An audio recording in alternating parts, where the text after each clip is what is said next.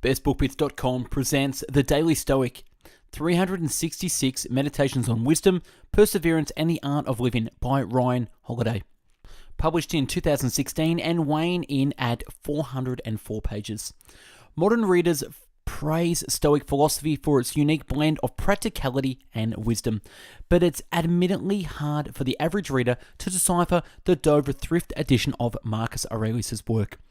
The antiquated, needlessly formal language of most modern translations is stripped down in this book, revealing powerful aphorisms that cut straight to the heart of our day-to-day challenges. Aimed at the high-octane, action-orientated doers of the weird world, this book is intended to open to them a new daily ritual and a new orientation that will bring balanced action, insight, effectiveness, and serenity. The written summary can be found on our website, bestbookbits.com. So without further ado, I bring you the book summary of The Daily Stoic. The book in 3 sentences. Number 1, Stoicism is a tool for living a good life. Number 2, the Stoics asserted virtue, self-control, courage, justice, and wisdom in happiness. And number 3, it is our perception of the things that cause most of our trouble. The 5 big ideas. Number 1, Stoicism is founded on 3 critical disciplines. Number 1, the discipline of perception. Number 2, the discipline of action. And 3, the discipline of will. Number 2, the single most important practice in Stoic philosophy is differentiating between what we can change and what we can't. Number 3, the 7 clear functions of the mind. Choice, refusal, yearning, repulsion, preparation, purpose, assent. Number 4, before making a decision, stay poised and remember the purpose and principles you value most. Number 5, the 4 habits of the Stoic mind. Number 1, accept only what is true. Number 2, work for the common good. Number 3, match our needs and wants with what is in our control. And number 4, embrace what nature has in store for us. The Daily Stoic Summary. The Stoics frame their work around a series of exercises in 3 critical disciplines. Number 1, the discipline of perception, how we see and perceive the world around us. Number 2, the discipline of action, the decisions and actions we take and to what end. And number 3, the discipline of will, how we deal with the things we cannot change, attain clear and convincing judgment, and come to a true understanding of our place in the world. The Stoics were pioneers of the morning and nightly rituals, preparation in the morning, reflection in the evening. The single most important practice in Stoic philosophy is differentiating between what we can change and what we can't. Education, reading and meditating on the wisdom of the great minds. It is not to be done for its own sake, it has a purpose. Knowledge, self-knowledge in particular, is freedom. One of the hardest things to do in life is to say no. The more you say no to the things that don't matter, the more you can say yes to the things that do. The following little reminder sums up the 3 most essential parts of Stoic philosophy worth carrying with you every day into every decision. Control your perceptions, direct your actions properly, willingly accept what's outside your control. Having an end in mind is no guarantee that you'll reach it.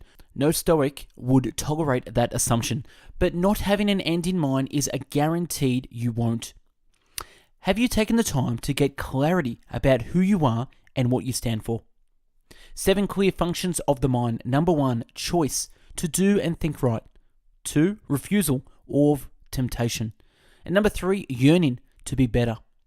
4, repulsion, of negativity, of bad influences, of what isn't true.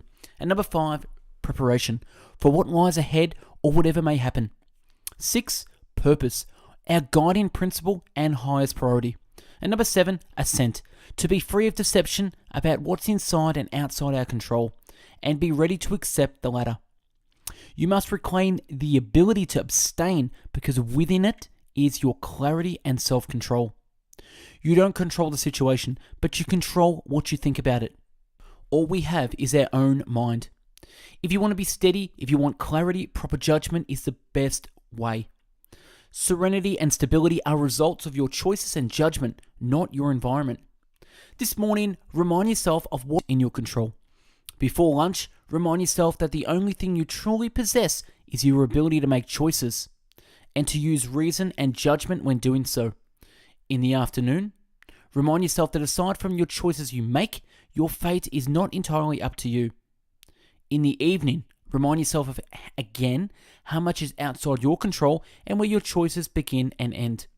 As you lie in bed, remember that sleep is a form of surrender and trust and how easily it comes. A wise person knows what's inside their circle of control and what is outside of it. According to the Stoics, the circle of control contains just one thing: your mind. Philosophy is simply asking us to pay careful attention and to strive to be more than a pawn. Find what you do out of rote memory or routine. Ask yourself, is this really the best way to know it? Know why you do what you do it for the right reasons. There is clarity and joy in seeing what others can't see, in finding grace and harmony in places others overlook. Whoever we are, wherever we are, what matters is our choices. What they are, how they will evaluate them, how will we make the most of them? Those are the questions life asks us, regardless of our station. What happened yesterday, what happened 5 minutes ago is the past. We can reignite and restart whenever we like. Ask yourself, what bad habit did I curb today? How am I better? Where are my actions just? How can I improve? The more things we desire, the more we have to do to earn or attain those achievements. The less we actually enjoy our lives, and the less free we are. Try to remember that when you find yourself getting mad, anger is not impressive or tough. It is a mistake. It's weakness. Depending on what you're doing, it might even be a trap that someone laid for you. Today, when you find yourself getting anxious, ask yourself, why are my insides twisted into knots? Am I in control here, or is my anxiety? And most important, is my anxiety doing me any good? The next time you're afraid of some supposedly disastrous outcome, remember that if you don't control your impulses, if you lose your self-control, you may be the very source of the disaster you so fear. The next time you find yourself in the middle of a freakout, or are moaning and groaning with flu-like symptoms, or crying tears of regret, just ask, is this actually making me feel better? Is this actually relieving any of the symptoms I wish were gone? Practice the ability of having absolutely no thoughts about something. Act as if you had no idea it occurred, or that you've never heard of it before. Let it become irrelevant or non-existent to you. It'll be a lot less powerful this way. Locate that yearning for more, better, someday, and see it for what it is, the enemy of your contentment. The enemy of your contentment. Ask yourself, is my vice really worth it? Is it really that pleasurable? Consider that when you crave something or contemplate indulging in a harmless vice. What we desire makes us vulnerable. Whether it's an opportunity to travel the world or to be the president or for 5 minutes of peace and quiet. When we pine for something, when we hope against hope, we set ourselves up for disappointment because fate can always intervene, and then we'll likely lose our self-control in response. When it comes to your goals and the things you strive for, ask yourself, am I in control of them, or are they in control of me? It's easy to act, just dive in. It's harder to stop, to pause, to think, no, I'm not sure I need to do that yet. I'm not sure I'm ready. We should enjoy this brief time we have on earth, not to be enslaved to emotions that make us miserable and dissatisfied. Focus, prioritize, train your mind to ask, do I need this thing? What will happen if I do not get it? Can I make do without it? The answers to these questions will help you relax, help you cut out all the needless things that you make you busy, too busy to be a balanced or happy. One becomes a philosopher when they begin to exercise their guiding reason and start to question the emotions and beliefs and even language that others take for granted. Don't fear self-assessment because you're worried you might have to admit some things about yourself. We underestimate our capabilities just as much and just as dangerously as we overestimate other abilities. Cultivate the ability to judge yourself accurately and honestly. Look inward to discern what you're capable of and what it will take to unlock that potential. As you walk past your possessions today, ask yourself, do I need this? Is it superficialist? what's this actually worth? What is it costing me? Ego and self-deception are the enemies of the things we wish we have because we delude ourselves into believing that we already possess them. When we experience success, we must make sure that it doesn't change us, that we want to continue to maintain our character despite the temptation not to. We lose very little by taking a beat to consider our own thoughts. Is this really so bad? What do I really know about this person? Why do I have such strong feelings here? Is anxiety really adding much to the situation? What's so special about? On fighting biases and preconceptions, ask yourself, what haven't I considered? Why is this the thing the way it is? Am I part of the problem here or the solution? Could I be wrong here? Be doubly careful to honor what you do not know, and then set that against the knowledge you actually have.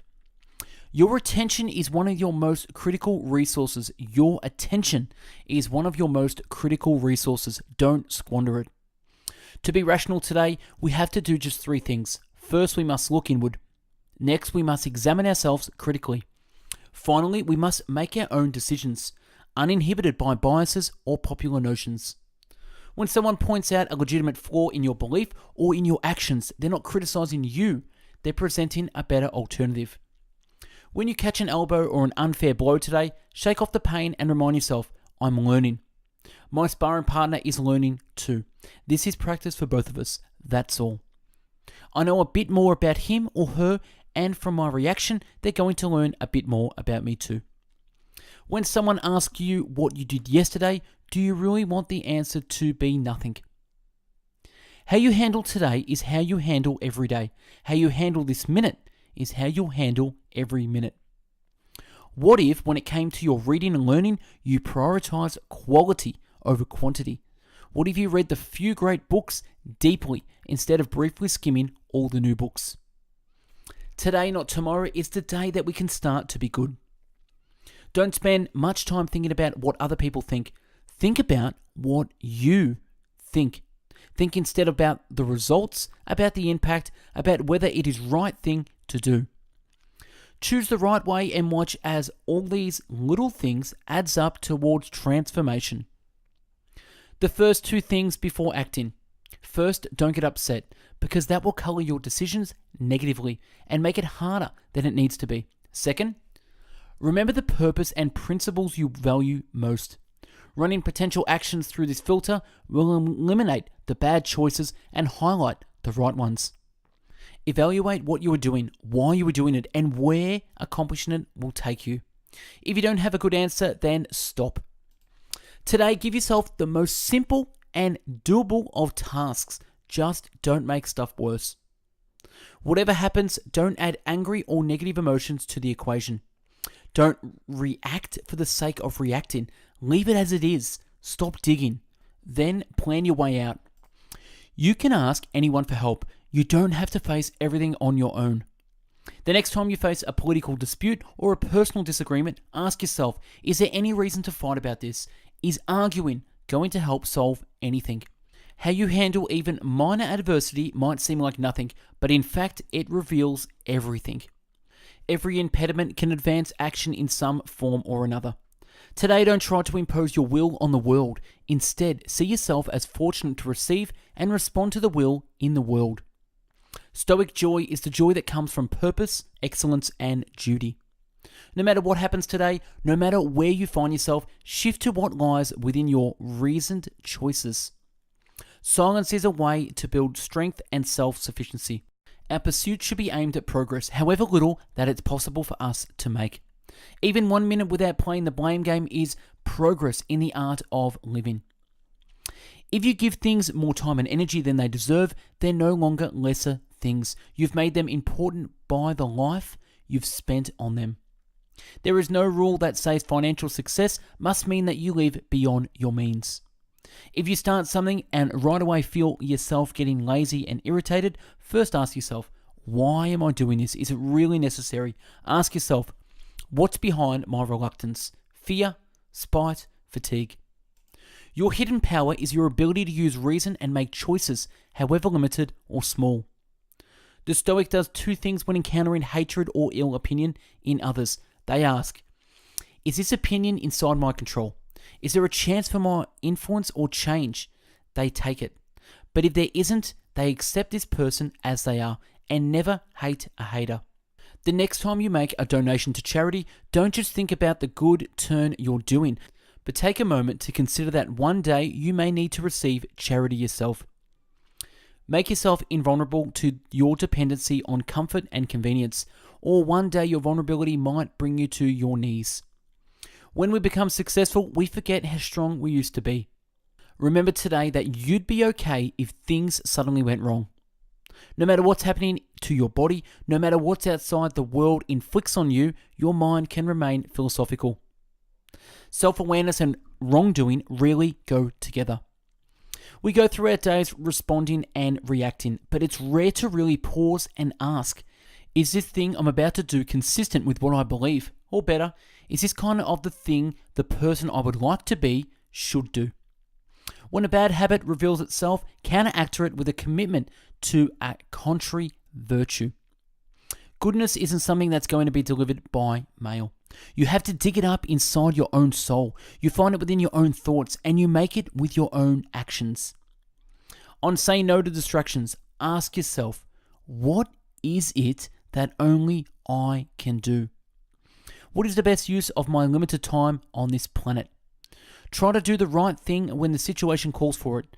Treat other people the way you would hope to be treated, and understand that every small choice and tiny matter is an opportunity to practice these larger principles.